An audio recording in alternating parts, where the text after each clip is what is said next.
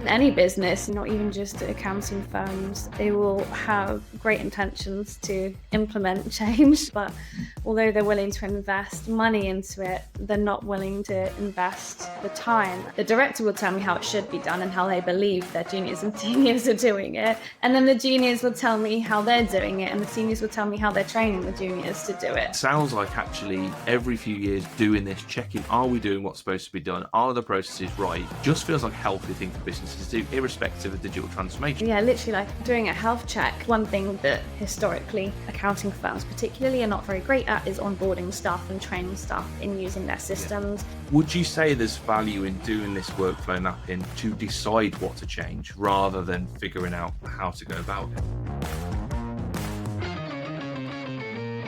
If you've seen the movie The Founder or read the E-Myth or even run a business for any length of time, you'll know that it's not necessarily the sexy stuff that drives a business forward, things like sales, marketing or coding. It's often the dry, boring stuff like the processes that form the backbone of a business, particularly as it starts to scale. So this week we're looking at workflow mapping, so auditing your processes and how you do things to make sure you're being intentional with what you change and when, and making sure it's for the right reasons. Or maybe you might even realize that it's not such a transformative change project that you need. It might be something a little bit simpler. So I'll hand over to Bethanie Hawkins, who's just going through a little bit of her background in the accounting tech space. So I've probably spent the last 10 years now working with accountants and bookkeepers. So I've been in the fintech, the software as a service industry for that whole time, mostly working in partnerships. So my partners being accounting firms, helping their clients to implement better tech. And probably about half of that time I've worked as a digital transformation consultant. So working with accountants and their clients to implement, I guess, better processes and tech for their clients to help with efficiency gains, etc., across the business. Amazing. And right off the bat, you've got quite a broad experience, it sounds like, there, of different firms, different companies. Mm-hmm. What are the trends that you notice for firms that tend to do this well and manage to achieve what they want to achieve out of change or digital transformation or whatever it is? What are the characteristics of their approach that help them get to where they want to get to? I guess the kind of the biggest green flag for the ones that are doing it well is actually having staff accountable for the change. I think that oftentimes in any business, not even just accounting firms, they will have great intentions to implement change and really do want to do it and do want to invest in it. But although they're willing to invest money into it, they're not willing to invest the time. And oftentimes for large scale change, you will need someone who's full-time devoted to implementing that change and managing the project and managing the budgets. The biggest green flag for me is actually having, I know it's a bit of an overused word, but a champion for that change. And is that a battle that you tend to have with firms, or you find that they're coming to the table ready with that and they say, look, we've got a person, we're ready to do it? Or is that your first challenge, trying to convince them that they need to do that? It's definitely a battle, yeah. Right. I think they'll usually identify, depending on what the change is. A lot of the firms I work with, that the change that we're talking about is setting up a systems advisory service line. And of course, that is literally setting up a business within a business. It's not a small fee. And they will say, right, we've identified this person who is great and has a lot of knowledge in the systems advisory service, and we want them to go ahead and set it up. But this person still has a day job. They're still an accountant or whatever it is within the firm, and still has to bill 75% of their time out to their clients. How are you going to be able to do that and set up a whole service line? So I think the cases in which it can work out best and be more successful is when they actually kind of outsource that role and that accountability to someone who has that time and who has the knowledge, who has the experience, who has the skill set, and can really kind of focus on all aspects of that kind of project. And I guess ideally doing that up front before the wheels fall off the change project, right? And then they ask themselves what's gone wrong and go, oh, we needed a person. Mhm. Ideally, hopefully they're doing that at the beginning, right? And setting off on the right foot. Exactly. Yeah, you've got to plan that change, haven't you? Yeah, the logistics of the project, the timeline, who is going to be impacted by that change as well. Especially within a firm, you first thought would be that it's going to impact the staff. But what about how it impacts your clients, or maybe if it's a change in your kind of, I don't know, your finance procedures, how is that going to impact your suppliers? How is that going to change what your standards are as a firm, what your expectations are, and what your your SLAs are? So yeah, there's a lot of planning that goes into implementing that change for sure.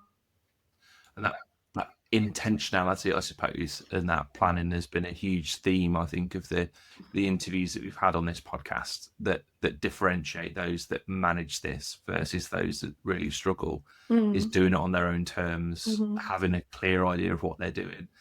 And I know that you're a really big proponent of doing workflow mapping Hmm. and really being intentional around that. Like, how does that process fit in with being intentional about what you're trying to achieve, with whether it's digital transformation or any sort of change to the ways that you work? I love process mapping. It's like the thing I totally nerd out about. It can be used for so many things, and it should definitely be part of phase one of any change project. Mhm. The first thing that it's going to do is provide clarity on where you are at right now. So um, I recommend mapping out, the workflows that you're intending to change, or, the procedures that you're intending to change, all of the different workflows that take place within that department, or whatever it is that you're changing, and all of the tasks and the activities that take place throughout the process.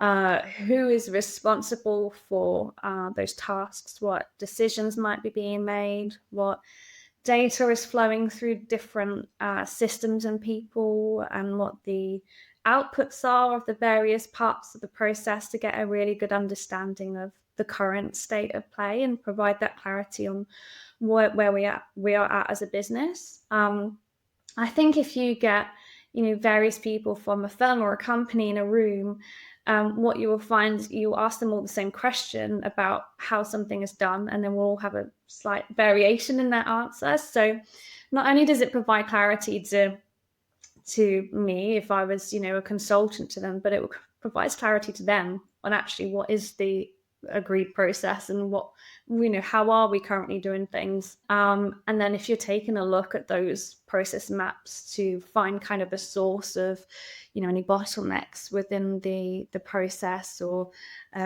maybe identify where there are certain individuals that hold too much responsibility and are kind of a bit of a single point of failure within processes, just helps you to start kind of picking out where the issues are, where the bottlenecks are, where there's risk within those processes of it all falling down, to then start to kind of identify what needs to change, what needs to, be done better.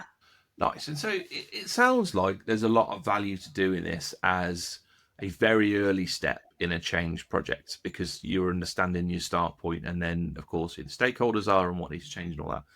But Mhm. we've found from chats on here that a lot of firms have fallen victim to chasing the shiny object, or they're changing something because they've seen it at a trade show, or there's a deal on, or because the firm around the corner are doing it. Yeah.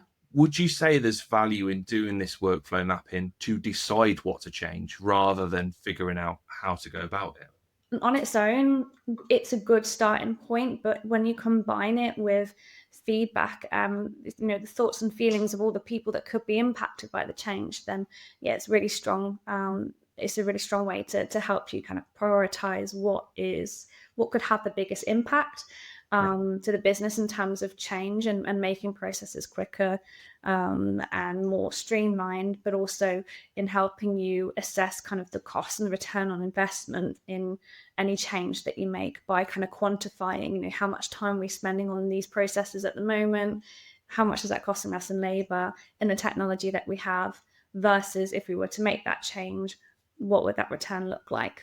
Both again in labor, in tech expenditure, but also how would that impact the well-being and happiness levels of our staff and our clients and suppliers and anyone else that this change might impact. So I think a lot of people, and I probably would be guilty of this as well, is just imagining that it's the CEO, maybe the operations director, and the heads of departments lock themselves in a room with some pizzas and loads of sticky notes and just stick them on the wall and they plan it out. But from what you're saying, it sounds like it's much more in depth. We're actually going to speaking to the people that are involved in it day to day, and it's a much more comprehensive process than maybe people would think. If it's a case of you've identified a big opportunity for the firm, let's say it's we've got really terrible practice management systems, which most firms do at this point in time. Yeah.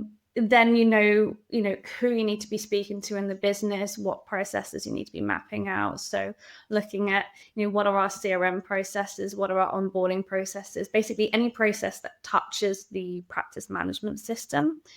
And then once you kind of pull out all the issues and opportunities to do better, that's when you can start to build your list of requirements for your change. So if you identify an issue that I don't know, you can't update a field more than once per month, then you could put into requirements that you can update fields whenever you want, for example. Is there a challenge when we're building this process that you end up with what the process should be rather than what it is? Because I imagine knowing people that if you ask them, how does this work?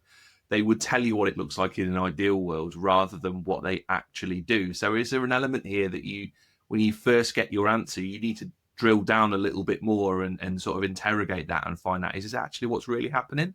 Or do you just sort of take it at face value and go, right, okay, let's move on from there? Yeah, no, that definitely happens. So I would recommend, let's say, for example, we are working with an outsourcing team within a firm and I wanted to understand their bookkeeping processes.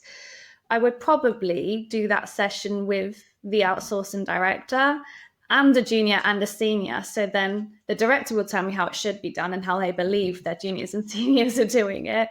And then the juniors will tell me how they're doing it and the seniors will tell me how they're training the juniors to do it. And so you'll start to piece it together, which helps you kind of get to the stage of where are the improvement opportunities. So yeah, I would always recommend sitting with at least two people, a junior and a senior / kind of director from each department to get a true representation of how things are done, not how things should be done or how people think things are being done. So logic says then there must be some scenarios where people are saying we need a new piece of software or we need a new system or we need to change things. But actually the problem is probably caused by the difference between what we should be doing and what's actually happening. Mm-hmm. It sounds like actually every few years doing this, checking, are we doing what's supposed to be done? Are the processes right? Just feels like a healthy thing for businesses to do, irrespective of digital transformation. Is that a fair take? Yeah, definitely. Yeah, literally like doing a health check. Because yes, it will bring up, or highlight if we need better systems, but it will also highlight, if we could just be using our systems better, or maybe our needs for these systems have changed compared to 3 to 5 years ago because we're providing a slightly different service now, or because we have more staff now and we're stressing the system out with the capacity that we're putting on it. So the outcome of doing these assessments and mapping out these processes and looking at the data is not necessarily always, okay, let's use this to introduce a whole new system to the business. It could just be, okay, what are we struggling with, where are the issues coming from, and using it to help you kind of optimize the systems that you have and maybe slightly change your processes to fit the systems that you have already. That is still a very worthwhile change project to look at within a business. It doesn't always have to be as big a change as completely overhauling all your systems.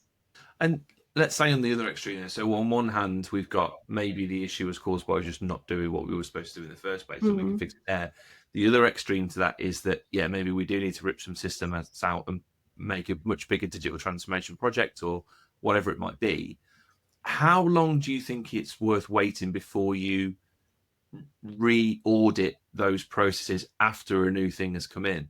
Because again, the same problem might exist, right? Because you might put a piece of software in or update the processes, but then a year later find that people still aren't doing the process that you've mapped out the first time. So like, surely you should go back and review that again, right? Or is that just a waste of time?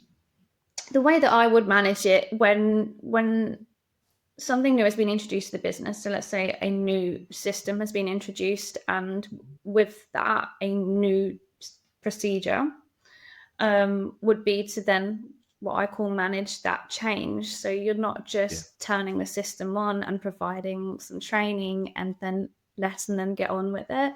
They're check-ins. So a month after, you want to get feedback from the users on how it's going. Is it working the way you want it to? What is missing that you would expect or would want to see from the system? Because it might be that the system can cater to that. We just need to optimize it, flick a few switches. And so you just continue working with them to ensure that they're engaged and using it in the right way. And also just to make the users feel heard and like their feedback matters, and so that you can just fine tune everything. And so when you're fine tuning the system and the configurations, you're also fine tuning the process manuals as well with that. And so that's another great use for the workflow mapping is, even after the change has happened, documenting the new workflows. Because one thing that historically accounting firms particularly are not very great at is onboarding staff and training staff in using their systems. And there's usually very kind of verbal word of mouth, which is how we get to the point of everyone using things differently. Very important part of the project is documenting those new processes so that the current users can refresh themselves on it, but then future users new to the business can literally follow the manual and learn the correct way of using the system. And presumably a photograph of a load of post-it notes on a wall is not going to cut it, right? Exactly. So if there's people listening that are thinking things aren't maybe necessarily working brilliantly, or there's maybe some inefficiencies here or there, but they're not maybe ready to bring in an outside consultant yet, what are some things that they can do to start poking around at their processes without doing a full-on audit, to start to answer the question to themselves, like, is there something to dig into here or not? Like, what are maybe the red flags that might indicate that this is an avenue they should go down? So I would say, first of all, asking your staff, your colleagues, the people that are using certain systems or that are very heavily involved in certain processes that you suspect might need changing. You're asking them how it's going and, how it's affecting their ability to get their work done. If there was an improvement to be made, what would it be from their point of view? And just looking out for, any processes where, data is shared verbally. You're sharing, you're telling one department what to do rather than kind of assigning work to them or, sending data through systems. If there's still any of that kind of manual verbal communication or post-it notes with customer data on a whiteboard, then you've got an issue. And something that I've found that happens in a lot in some accounting firms as well is having kind of duplicate systems. So if you know that one department is tracking client documents in, OneDrive, and then another department is literally using Dropbox as a storage center for documents, and another department using something else, then, that's an issue if there's a duplication of effort and just a kind of a break in consistency across the business. There's so many red flags to look out for, but I guess the quickest way to identify any is going to be talking to your staff and hearing it from them first. And I guess one area that will be really tricky that you've sort of highlighted there is where parts of that process go beyond the areas that you can necessarily control. So if you've got different departments using different systems, if you're in a really large firm, there's probably a limit to what you can insist that a different branch or a different office or a different department uses. And similarly, some of those processes are going to extend into what we need from clients and things like that as well. So how do you bridge those gaps where you've got external stakeholders that are central to these processes? I guess the first thing would be to have a bit of a business case together, so that whatever you are put into these stakeholders is worth their time to look at. I would hope, and maybe this is a little bit naive, but I would hope that, firms that are really large, that do have multiple offices, have a central kind of IT person or internal digital transformation person that you can go to, who is passionate about, making these types of changes. And in either world, that would be who you engage with, who then has the influence to, pull in all the other stakeholders. But otherwise, I would just focus on how it's affecting the area that you can control first. What change should be happening, what that return on investment is, how that would potentially make sure that you consider how that would impact the other departments, the other offices that are using things slightly differently. Just consider all those areas so that when you do go to the external stakeholder, that they're not going to combat you with questions and objections, and that you have thought about all these different things, and and what the kind of risks are, what the outcome could potentially look like. And that's kind of all you can really do, unfortunately, when things are very segregated from office to office, but there is still kind of one power that overrules everything. It can just be difficult to kind of get that buy-in sometimes, and sometimes no matter what you do and how well thought out it is, it's still a no. So yeah. I think that's the dilemma with a lot of firms. I don't know what it's like in international markets, but particularly in the UK, you could have one national level firm and all the offices share the same name, but they're actually regional. So 3 or 4 offices belong to one company, and vice versa. And especially with the acquisitions that are going on at the moment, you've got these sort of patchworks, haven't you, of practices that just sort of fall under one banner. And I think a lot of them, the dream would be they'd have one IT person in the middle, but in reality, it's rare, isn't it? Which just sort of points to the challenge and the battle that you sometimes have to have around these things. Yeah, definitely. I do think you just have to identify who is your decision maker there, because in a lot of the large firms with multiple offices, there will be one central person that overrules everything, and when they have all these offices and they're acquiring all these businesses, that their plan is to have everyone on the same systems. But like you say, there are some other top 25, top 50 firms that have a dozen offices around the UK that each have their own kind of jurisdiction, and so do have the option to make those changes on the basis of just implementing within that office. So What sort of elements have you seen go into business plans that have been successful in getting that wider buy-in from a bigger group? I would probably just having the data in there to show that it's researched.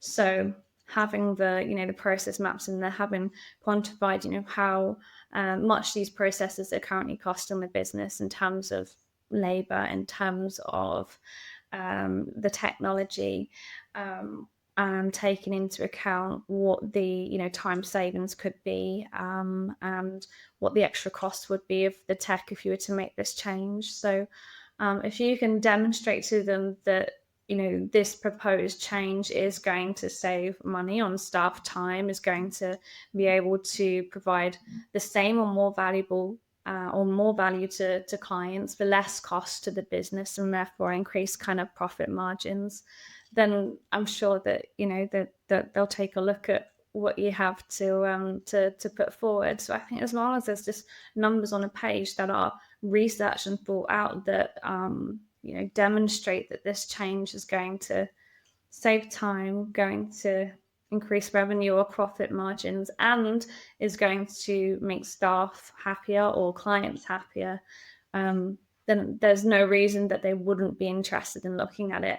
I just think that you also have to put forward at least a rough plan of the implementation of that change as well. So it's not just, this is what the situation is now and this is what it could be if we made the change. It's also, this is how we would manage the change. This is who would be accountable for it. This is how long it would take. This is the various different stages and what input we'd need from various staff members, so that whoever makes a decision can, be aware of how much work and effort is going to have to go into that change.